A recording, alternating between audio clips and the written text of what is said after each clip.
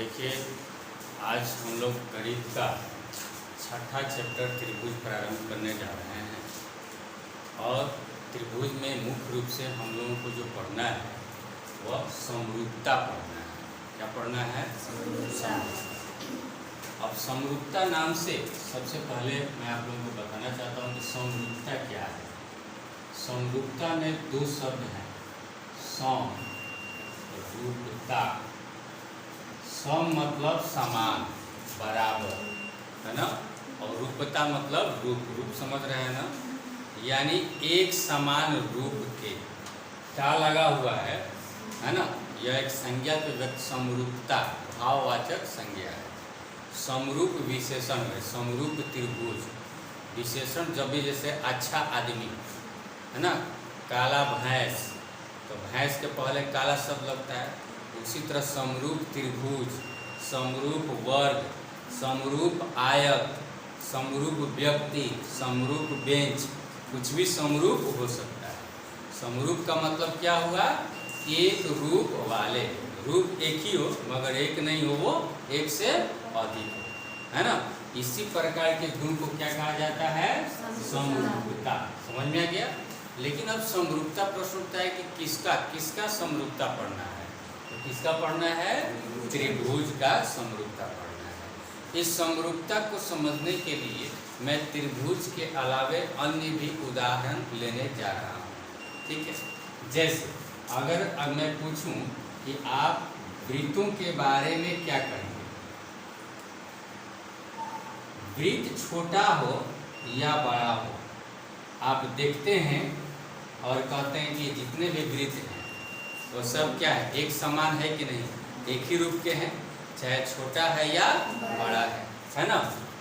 ये भी क्या कहेंगे? एक ही रूप का है कि नहीं?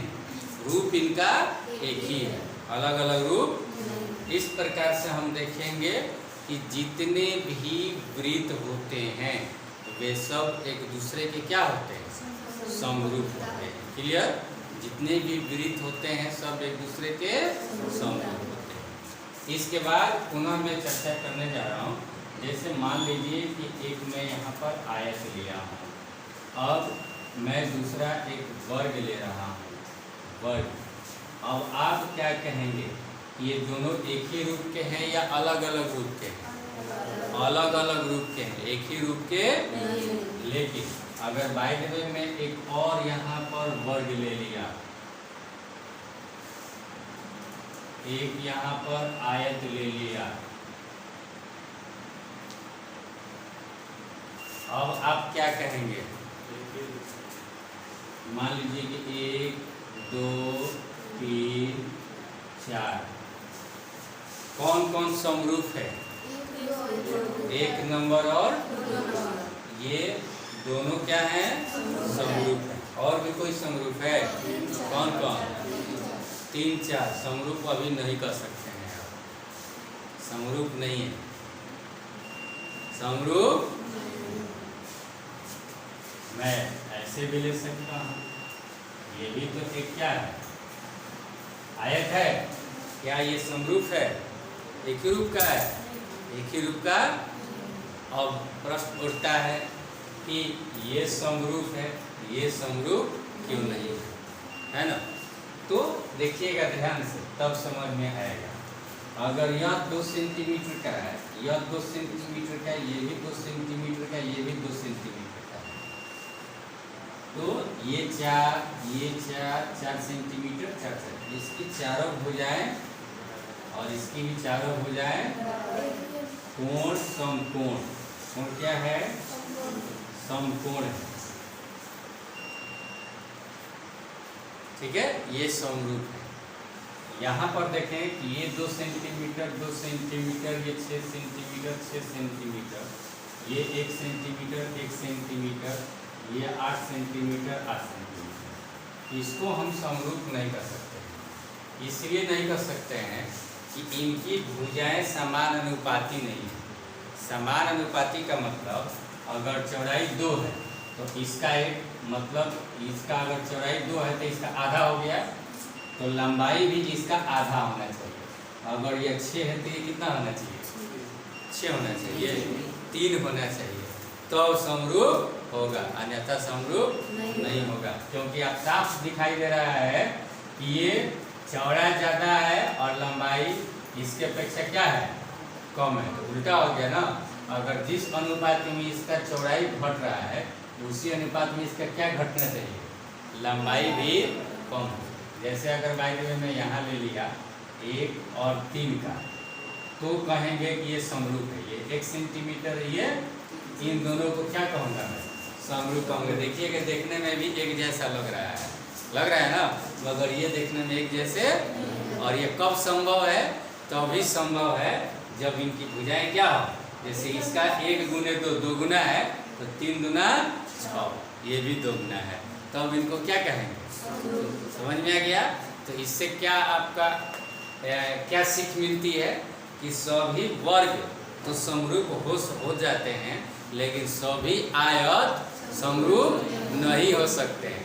कोई कोई आयत समरूप हो सकता है, लेकिन सभी आयत एक दूसरे के समरूप नहीं हो सकते हैं। क्लियर, समझ में आ गया।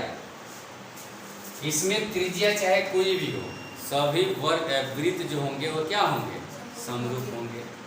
क्लियर। अब ये हो गया आपका।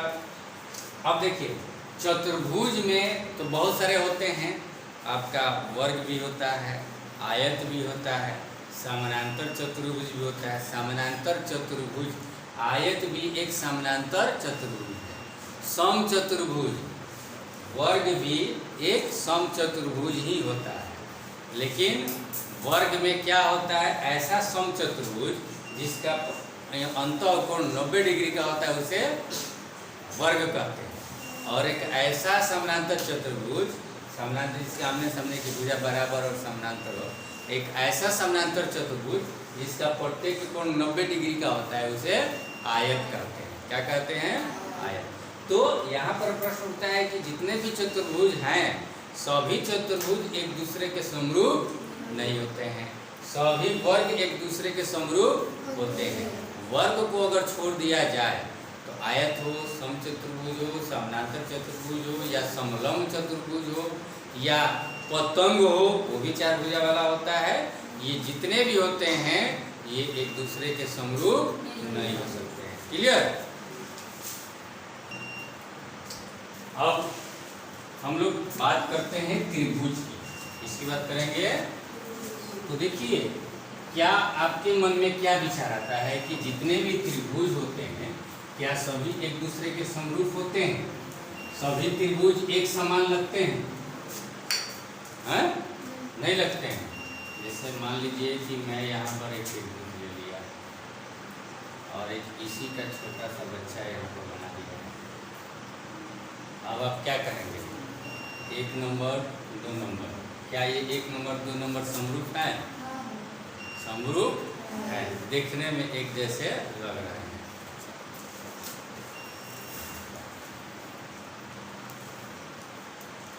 एक त्रिभुजिया है,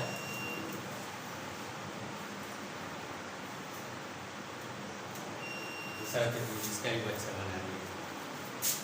क्या लग रहा है आपको, समरूप है। अब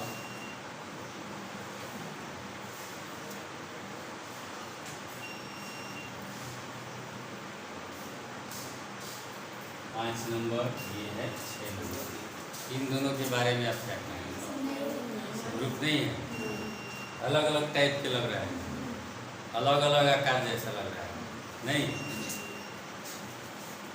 और इसके बारे में क्या कहेंगे, 6 नंबर और 4 नंबर के बारे में क्या कहेंगे, समरूप है कि नहीं है। सस्पिशन में पड़ गए, सस्पिशन में पड़ गए। कुछ लोग सोच रहे होंगे ये भी जो है समकोण त्रिभुज जैसा लग रहा है ना, और ये भी तो समकोण त्रिभुज तो समरूप होगा ना, नहीं होगा, समरूप त्रिभुज नहीं होगा। क्योंकि अगर देखेंगे इस हिसाब से, देखिए अंदाज से भी बता रहा हूँ, मैथमेटिकली नहीं बता रहा हूँ पकड़ने का।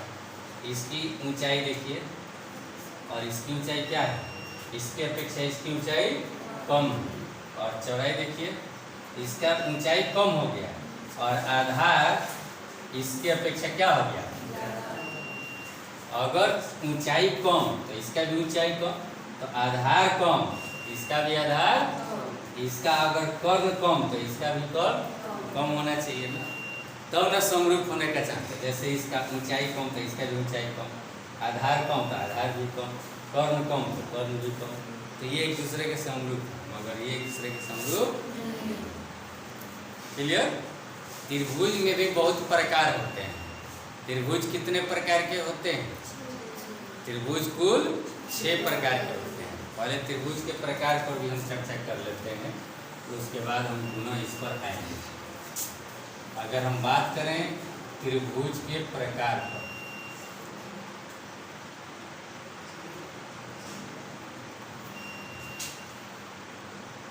तो देखिए त्रिभुज को 2 आधार पर बांटा जाता है। चूंकि किसी भी त्रिभुज में 2 चीज़ें होती हैं। पहला चीज़ क्या होता है, दूसरा चीज़ क्या होता है। तो पहला जो चीज़ होता है देखिएगा, एक होता है भुजा और दूसरा होता है कोण। कुछ नोट करने की जरूरत नहीं है, ये कॉपी को और कलम को हाथ से दूर रखिए। पहला त्रिभुज में क्या चीज़ मिलता है, भुजा, और दूसरा क्या चीज़ मिलता है।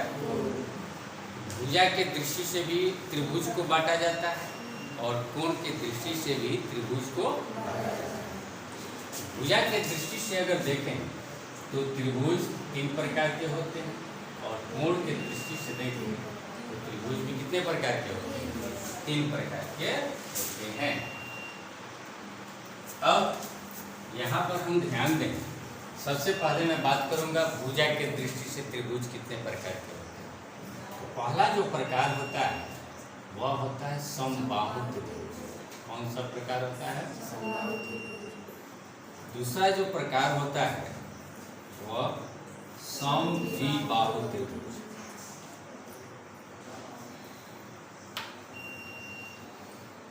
और तीसरा जो प्रकार होता है विषमबाहु त्रिभुज।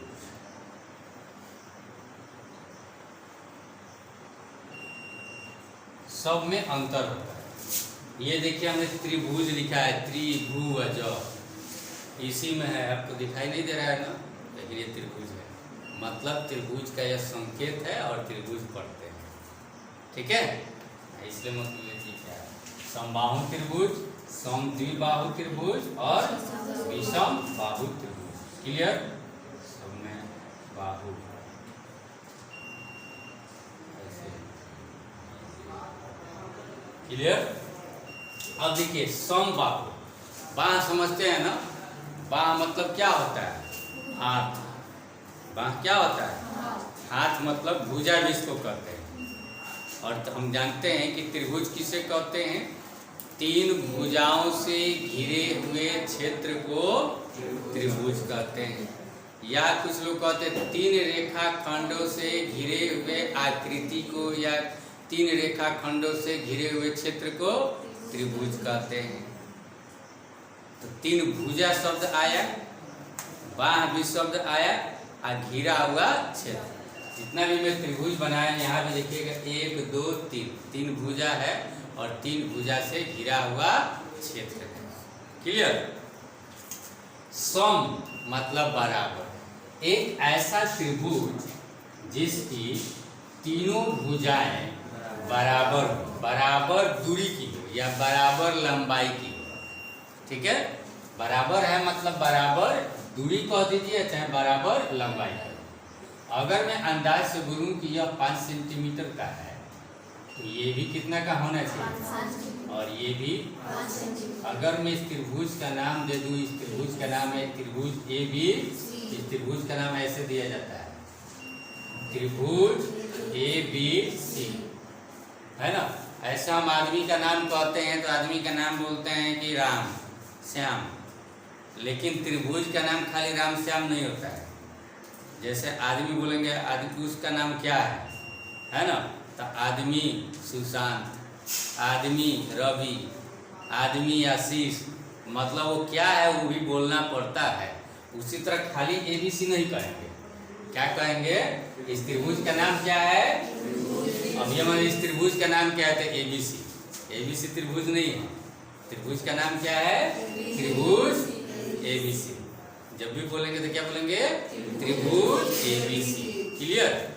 दूसरी बात कि अब कोई कहेगा कि सर ABC क्यों कहेंगे, हम त्रिभुज BCA क्यों नहीं कहेंगे, या त्रिभुज CAB क्यों नहीं कहेंगे? ऐसे भी नहीं कह सकते, या त्रिभुज ACB भी कह सकते हैं, हम क्यों ABC कहेंगे? तो ये आपके ऊपर डिपेंड करता है, ठीक है? ये आपके ऊपर डिपेंड करता है, आपको जो दिखाई देता है आप ABC भी कर सकते हैं, ACB भी कर सकते हैं। लेकिन अगर एक क्वेश्चन में अगर आप त्रिभुज ABC मान लिए तो अब हमेशा जब तक क्वेश्चन बनता नहीं है तो ABC ही कहेंगे, ये नहीं कि एक बार ABC कह दिया दूसरी बार ACB कह दीजिए, ऐसा नहीं होगा। क्लियर? समझ में आ गया? और तो समबाहु त्रिभुज में क्या कंडीशन है कि इसकी तीनों भुजा AB एक भुजा है A से B तक, AB एक भुजा है, यह बराबर होना चाहिए B से C तक, यानी BC के बराबर, और फिर बराबर होना चाहिए किसके? AC या CA किसी के बराबर। मतलब ये तीनों भुजाएं एक दूसरे के बराबर होना चाहिए। तो इस त्रिभुज का क्या नाम देंगे? समबाहु त्रिभुज। और इस समबाहु त्रिभुज का क्या नाम है? त्रिभुज ABC। क्लियर? दूसरी बात अब मैं बता रहा समद्विबाहु। समद्विबाहु, द्वि देखिए समबाहु तो है, इसमें भी समबाहु है, लेकिन एक एक्स्ट्रा शब्द जुड़ गया, एक एक्स्ट्रा अक्षर जुड़ गया कह सकते हैं, वह क्या है? द्वि। द्वि मतलब क्या होता है? दो। एक ऐसा त्रिभुज जिसका सिर्फ दो बाहु बराबर हो, यानी दो भुजा। तो देखिए मैं यहाँ त्रिभुज बना रहा हूँ, इस त्रिभुज को देखकर आप क्या कहेंगे कि सर ये तो 6 सेंटीमीटर है, ये भी 6 सेंटीमीटर है, मगर ये 4 सेंटीमीटर ही है। तो ये एक ऐसा त्रिभुज है जिसकी मात्रा अगर देखें तो दो भुजा ही बराबर है, तीसरा भुजा एक दूसरे के बराबर। तो इस त्रिभुज को क्या कहेंगे? समद्विबाहु त्रिभुज। क्लियर? समझ में आ गया? इस किसी भी त्रिभुज में आप देखेंगे कि हम कोण की बात नहीं कर रहे हैं, क्योंकि एक त्रिभुज में सिर्फ और सिर्फ हम भुजा को ही देख रहे हैं, भुजा के दृष्टि से ही हम त्रिभुज के प्रकार बता रहे हैं। क्लियर? अब इसको हम संकेत के रूप में कैसे लिखेंगे? त्रिभुज का नाम क्या है? तो त्रिभुज PQR, जिसमें बराबर है PQ बराबर है, गलत, PQ QR के बराबर है, PQ किसके बराबर है? PR के बराबर है, और यह बराबर नहीं है QR के। देखिए यहाँ पर बराबर लिखा है PQ बराबर PR, लेकिन यह QR के बराबर नहीं है। समझ में आ गया? तीसरी बात अब हम बात करेंगे किसकी? विषम बाहु। विषम मतलब बराबर नहीं। विषम मतलब क्या होता है? बराबर नहीं है। तो एक ऐसा त्रिभुज, जैसे मैं एक यहाँ पर त्रिभुज बना रहा हूँ, देखिए। अब इस त्रिभुज के बारे में आप क्या कहेंगे? क्या कोई भुजा एक दूसरे के बराबर दिखाई दे रहा है? यह है अगर 6 सेंटीमीटर, तो यह है 7 सेंटीमीटर, और यह है 9 सेंटीमीटर। देखिए तीनों भुजा इस त्रिभुज की एक दूसरे के बराबर नहीं है। तो अगर इसका नाम दे दूं MNO, इस त्रिभुज का नाम क्या दे दिया? त्रिभुज MNO। और इसमें अगर हमने देखा MN बराबर नहीं है NO के, और NO भी बराबर नहीं है NO, कोई एक दूसरे के बराबर नहीं है। तो इस प्रकार से त्रिभुज कितने प्रकार के हुए? 3 प्रकार के। अभी त्रिभुज कितने प्रकार के हुए? पहला कौन? समबाहु त्रिभुज, दूसरा समद्विबाहु त्रिभुज, तीसरा। क्लियर? समझ में आ गया? अब हम बात करेंगे किसकी? कोण के दृष्टि से। तो कोण के दृष्टि से समझने के लिए पहले कोण के बारे में भी जानकारी प्राप्त होना चाहिए। बिना कोण का हम फिर कोण के दृष्टि से त्रिभुज के प्रकार समझना थोड़ा सा दिक्कत है। तो इन शॉर्ट जो आप लोग 6ठा 7वां में पढ़ चुके हैं, उसका थोड़ा सा मैं एक रिवीजन कर रहा हूँ, ध्यान से देखिएगा। कोण क्या है? सबसे पहले तो जब दो रेखाएं एक दूसरे पर झुकी हुई होती हैं तो उनके उभयनिष्ठ बिंदु पर एक झुकाव बनता है। उभयनिष्ठ मतलब दोनों का एक मिलन बिंदु। जैसे अगर बाय द वे यह एक रेखा ले लिया और यह एक भुजा, क्या ये दोनों एक दूसरे से मिल रहे हैं? इन दोनों के बीच में मिलन बिंदु नहीं है? मिलन बिंदु है? उभयनिष्ठ बिंदु है? नहीं। जब उभयनिष्ठ बिंदु नहीं है तो कोण नहीं बनेगा। समझ में आ गया? कोण कब बनेगा? जब उभयनिष्ठ बिंदु, उभयनिष्ठ का मतलब दोनों का एक मिलन बिंदु, देखिए यहाँ पर मिल गए तो यहाँ पर झुकाव बनता है। कितने झुकाव बनते हैं? कितने झुकाव बनते हैं? एक या दो? दो बनते हैं झुकाव, हमेशा याद रखिए। एक तो साफ साफ दिख रहा है, ये झुकाव बना, और दूसरा झुकाव देखिए ये भी एक, इधर भी झुकाव है ना? कैसे? तो आप देखिए कि अगर यह है, यह एक दूसरे पर है ना, तो ये देखिए अभी भी झुकाव है, अभी इतना पर आया झुकाव, अगर मैं इसको बढ़ा दूं तो और झुकाव और झुकाव और झुकाव। क्या अब इधर झुकाव नहीं दिख रहा है? नीचे झुकाव है। इसी को अब मैं कहूँगा कि मैं ऐसे ले गया तो झुकाव बढ़ता गया बढ़ता गया बढ़ता गया बढ़ता गया, तो ये कुल झुकाव बना कि नहीं बना? बना। तो झुकाव कितने बनते हैं? और जितने झुकाव बनते हैं उतने कोण बनते हैं। एक कोण यहाँ बना और दूसरा कोण यहाँ बना, इसी को कोण कहते हैं। ठीक है? दो रेखाओं के बीच में जो उभयनिष्ठ बिंदु होता है, उभयनिष्ठ बिंदु पर झुकाव को क्या कहते हैं? और कोण को मापते कैसे? हर चीज का माप होता है। जैसे लंबाई को मापते हैं मीटर में मापते हैं जी, गहराई को भी मापते हैं, भार को भी मापते हैं केजी ग्राम में मापते हैं कि नहीं, है ना? उसी प्रकार कोण को किस में मापेंगे? तो कोण को मापने के लिए गणितज्ञों ने डिग्री बताया है। कितना क्या बताया है? जैसे आप चांद देखे होंगे तो चांद पर 1 डिग्री 2 डिग्री 3 डिग्री 10 20 30 डिग्री ऐसे देखा है, तो झुकाव को व्यक्त करते हैं कि कितना झुकाव हुआ है। ऐसे झुकाव को व्यक्त करने के लिए एक मेजरमेंट भी तय की गई है। वो कौन सी मेजरमेंट है?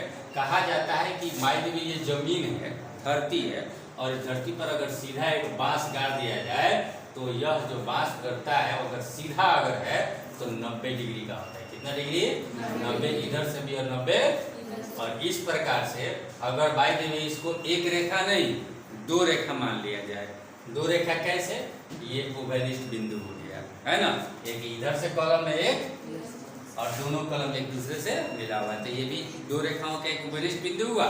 और इस प्रकार से इस पर जो कोण बनता है वो कितने डिग्री का बनता है? 180 डिग्री का बनता है। क्यों 180? समझ में आ गया होगा, क्योंकि अगर मैं इसको मिटा दूँ, इधर मैं बोला कि इधर भी 90 और इधर भी, अब इसको मिटा दिया तो अब ये कुल कोण हो गया कि नहीं?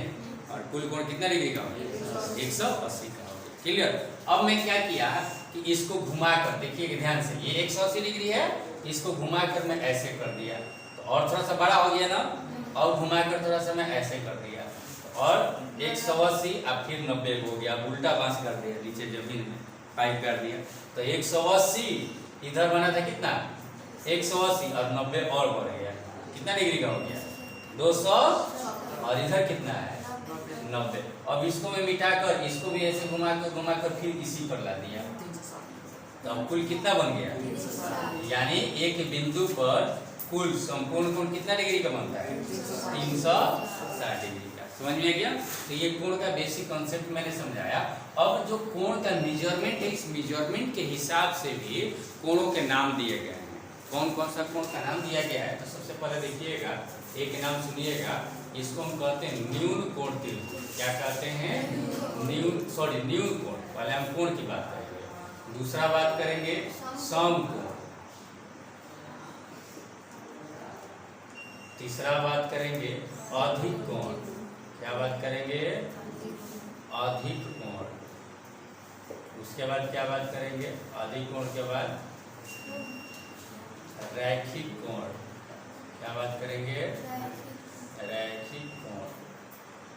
इसके बाद रैखिक कोण के बाद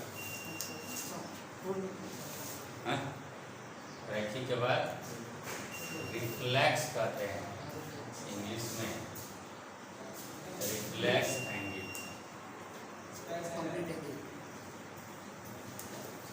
और छठा जो होता है उसको पूर्ण कोण। ठीक है? अब न्यून कोण किसे कहते हैं? तो न्यून कोण याद रखिए, एक ऐसा कोण जो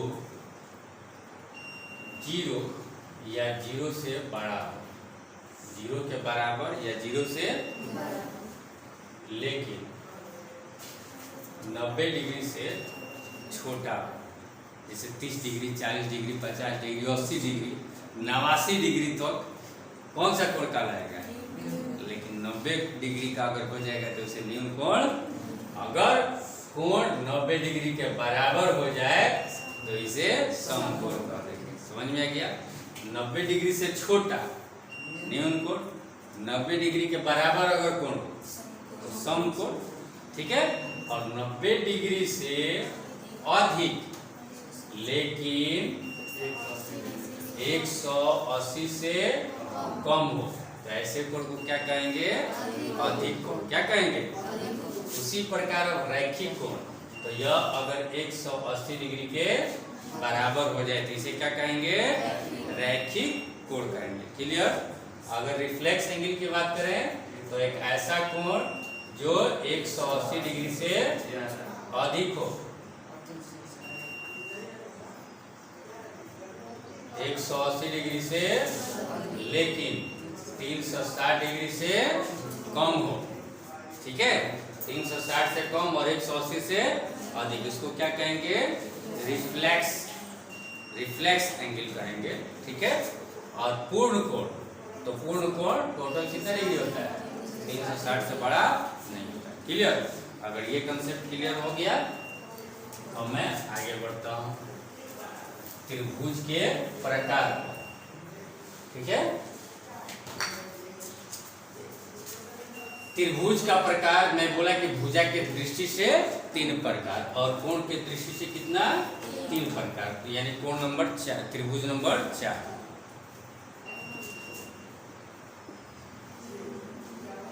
न्यून कोण त्रिभुज। अब सिर्फ न्यून कोण नहीं लिख रहा हूं, न्यून कोण त्रिभुज। 5वां अधिक कोण त्रिभुज और 6ठा समकोण त्रिभुज। ये त्रिभुज के 3 प्रकार हुए। न्यून कोण त्रिभुज किसे? अब भुजा को नहीं हम देखेंगे, सिर्फ कोण को देखेंगे एक त्रिभुज। इसका देखिएगा प्रत्येक कोण, अगर मैं K L M कह रहा हूँ तो यहाँ पर जो कोण बना कोण K या कोण L या कोण M, ये तीनों जो है 90 डिग्री से छोटे छोटे हैं। 90 डिग्री का कोई नहीं है इसमें। ये तीनों कोण किससे छोटे हैं? 90 डिग्री से, इसलिए इनको क्या कहेंगे? न्यून कोण त्रिभुज। इस त्रिभुज का क्या नाम दिया हमने? न्यून कोण त्रिभुज। क्लियर? अब हम बात करेंगे अधिक कोण त्रिभुज का। अगर हम एक ऐसा त्रिभुज बनाए, दिखाई दे रहा है, ये सिर्फ ये अगर जमीन मान लिया जाए तो ऐसे खड़ा नहीं है, इससे भी ज्यादा बना है, यानी 90 डिग्री से अधिक बना है। ये वाला कोण ध्यान देंगे। अगर मैं E F G कह दिया तो इसमें जो कोण F है वह 90 डिग्री से बड़ा है ना। बाकी ये दोनों कोण 90 डिग्री से छोटे होंगे। लेकिन यही बात है कि एक ऐसा त्रिभुज जिसका कोई एक कोण 90 डिग्री से अधिक हो, उस त्रिभुज को अधिक कोण त्रिभुज कहेंगे। क्लियर? अब बात करते हैं समकोण त्रिभुज। तो एक ऐसा त्रिभुज लिया जिसमें हमने क्या किया? एक कोण 90 डिग्री का बनाया। अगर मैं इस त्रिभुज का नाम दे दूं H I J, तो इसमें हम देख रहे हैं कोण I बराबर कितना डिग्री है? तो इस त्रिभुज का नाम हम क्या देंगे? समकोण त्रिभुज। इस त्रिभुज का नाम क्या दिया हमने? समकोण त्रिभुज। क्लियर? समझ में आ गया? ये त्रिभुज कुल कितने प्रकार के हुए? 6 प्रकार के। त्रिभुज कुल कितने प्रकार के हुए? पहला त्रिभुज समबाहु, दूसरा समद्विबाहु, तीसरा समबाहु, चौथा न्यून कोण, 5वां और 6ठा समकोण त्रिभुज। क्लियर? समझ में आ गया?